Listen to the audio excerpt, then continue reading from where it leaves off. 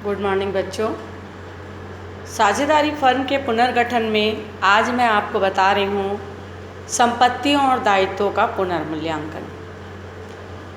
जब साझेदार आपस में लाभालाभ अनुपात में परिवर्तन करना चाहते हैं तो आपने देखा ऐसी स्थिति में किसी का जो लाभ है वो पहले की तुलना में बढ़ जाता है, नफ़ा वाला साझेदार, और किसी का लाभ पहले की तुलना में कम हो जाता है, त्याग वाला साझेदार। तो जब भी साझेदारी फर्म में पुनर्गठन होता है तो संपत्तियों और दायित्वों का पुनर्मूल्यांकन कर लेना चाहिए। ये फर्म के लिए उचित होता है, सही होता है, साझेदारों के लिए भी ये सही है। तो पुनर्मूल्यांकन मतलब जब विद्यमान साझेदार आपस में अपने लाभालाभ अनुपात में परिवर्तन करते हैं तो क्या होता है, किसी संपत्ति का मूल्य बढ़ता है और किसी संपत्ति का मूल्य कम होता है। उसी प्रकार ठीक किसी दायित्व का मूल्य बढ़ता है और किसी दायित्व का मूल्य कम होता है। तो ये कमी और वृद्धि का लेखा करने के लिए एक खाता बनाया जाता है जिसे हम कहेंगे पुनर्मूल्यांकन खाता। फिर से सुनेंगे। जब विद्यमान साझेदार आपस में लाभालाभ अनुपात में परिवर्तन करते हैं तो ऐसी स्थिति में जो है कुछ संपत्तियों के मूल्य कम होते हैं और अधिक होते हैं, मतलब कुछ संपत्तियों के मूल्य में वृद्धि और कमी आती है। ठीक उसी प्रकार से कुछ दायित्वों के मूल्य में भी कमी और वृद्धि आती है। तो इस कमी और वृद्धि का लेखा करने के लिए जो खाता बनाया जाता है उसे ही कहते हैं पुनर्मूल्यांकन खाता। पुनर्मूल्यांकन खाते में सबसे पहले जैसे कि पंजी प्रविष्टि होगी। पहला, यदि संपत्तियों का मूल्य बढ़ता है तो एंट्री हो जाती है संपत्ति खाता विकलन पुनर्मूल्यांकन खाते से। इसका जस्ट उल्टा, यदि किसी संपत्ति के मूल्य में कमी होती है तो एंट्री होगी संपत्ति खाता विकलन पुनर्मूल्यांकन खाते से। इसके बाद दायित्व में वृद्धि, यदि दायित्व में वृद्धि होती है तो पुनर्मूल्यांकन खाता विकलन दायित्व खाते से, और दायित्व में कमी आती है तो दायित्व खाता विकलन पुनर्मूल्यांकन खाते से।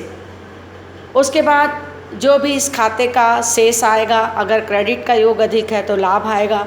लाभ के लिए एंट्री होगी पुनर्मूल्यांकन खाता विकलन समस्त साझेदारों के पूंजी खाते से।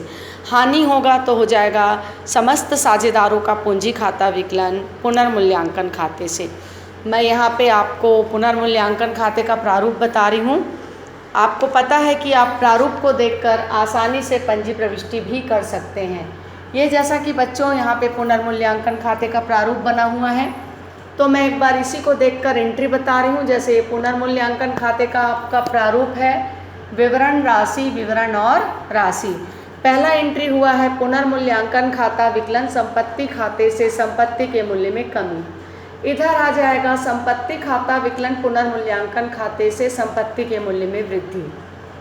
जस्ट उल्टा, पुनर्मूल्यांकन खाता विकलन दायित्व खाते से दायित्व में वृद्धि, और दायित्व खाता विकलन पुनर्मूल्यांकन खाते से यानी दायित्व में कमी। फिर आप क्रेडिट को जोड़ेंगे, डेबिट का जोड़ेंगे, जिसका जोड़ अधिक होता है दोनों साइड लिखेंगे।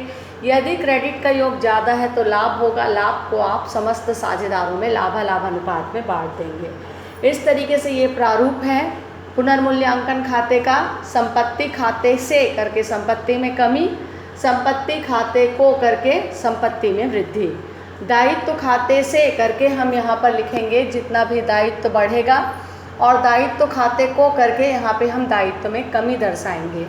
फिर ये क्रेडिट का जोड़ ज़्यादा रहेगा तो यहाँ पे अंतर की राशि को हम साझेदारों के पूंजी खाते से करके जो भी लाभालाभ अनुपात है उसमें हम बांट देंगे। तो ये मैंने बच्चों बताया आपको पुनर्मूल्यांकन खाता। फिर इससे संबंधित हम प्रश्न देखेंगे।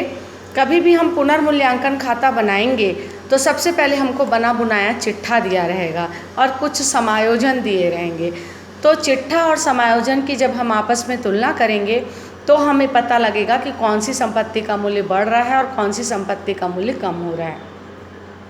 जैसे मान लिया जाए आपके चिट्ठे में संपत्ति साइड दिया हुआ है भवन 80,000 का और नीचे भवन दिया है 50,000 समायोजन में, तो 50 का भवन 80 हो गया तो यहाँ पर 30,000 रुपये भवन का मूल्य बढ़ गया। और अगर ऊपर दिया रहता मान लिया जाए भवन 80 और नीचे दिया रहता 50 तो भवन का मूल्य कम हो गया। कभी कभी ऐसा भी होता है कि कुछ लेनदार ऐसे होते हैं जो कि दावा राशि का भुगतान मतलब पैसा नहीं मांगते हैं, तो ऐसी स्थिति में हमारा दायित्व तो कम हो जाता है। तो ये खैर प्रश्न पर डिपेंड रहेगा। प्रश्न को देखकर हम आसानी से समझ सकेंगे। ऊपर चिट्ठा और नीचे समायोजन दोनों की हम आपस में तुलना करेंगे। आपस में तुलना करने के बाद ही हमको पता चलेगा कि कौन से संपत्ति का मूल्य बढ़ रहा है या कम हो रहा है, और ठीक उसी प्रकार से कौन से दायित्व का मूल्य बढ़ रहा है या कम हो रहा है। तो हम अभी जैसे कि पढ़ रहे हैं साझेदारी फर्म का पुनर्गठन। आपको पता है पुनर्गठन में मैंने देखा कि कई प्रकार से पुनर्गठन होता है। लाभालाभ अनुपात में परिवर्तन करके, साझेदारों के प्रवेश पर, निवृत्ति पर, समापन पर। तो मैं यहाँ पर जो अभी आपको बता रही हूँ वो है लाभालाभ अनुपात में परिवर्तन पर पुनर्गठन। तो सबसे पहले हमने नया अनुपात निकालना सीखा, फिर हमने देखा ख्याति का मूल्यांकन, उसके बाद मैंने आपको संचय कोष, अविभाजित लाभ, हानि का लेखा बताया, और आज से हम शुरू करें हैं संपत्ति और दायित्वों का पुनर्मूल्यांकन। तो सबसे पहले जब हम प्रश्न पढ़ेंगे तो सबसे पहले हम पुनर्मूल्यांकन खाता बनाएंगे, इसके बाद हम बनाएंगे साझेदारों का पूंजी खाता, और इसके बाद आपका बनेगा चिट्ठा। तो इस तरीके से हमारा कोर्स तो आगे बढ़ता जा रहा है। लेकिन आप लोग क्या तैयारी कर रहे हैं? मैं बार बार हर वीडियो में आपसे बोलती हूँ कि आप अपना नोट्स कंप्लीट कर रहे हैं कि नहीं। व्हाट्सएप के माध्यम से मेरे को जानकारी दो। किसी प्रकार का कोई प्रॉब्लम आ रहा है तो आप मुझसे पूछो। लेकिन कोई बच्चा ना तो अपना नोट सबमिट कर रहा है और ना ही किसी प्रकार से कोई प्रश्न कर रहा है। तो ऐसा लगता है कि नो स्टडी नो कन्फ्यूज़न, क्योंकि आप स्टडी करोगे तो कन्फ्यूज़न आएगा और नहीं पढ़ोगे तो आपका कोई कन्फ्यूज़न नहीं आएगा। ठीक है, तो वीडियो को देखो रोज़ का रोज़ और आप पढ़ाई करो, और किसी भी प्रकार का कोई प्रॉब्लम है तो आप मुझसे पूछिए। Thank you.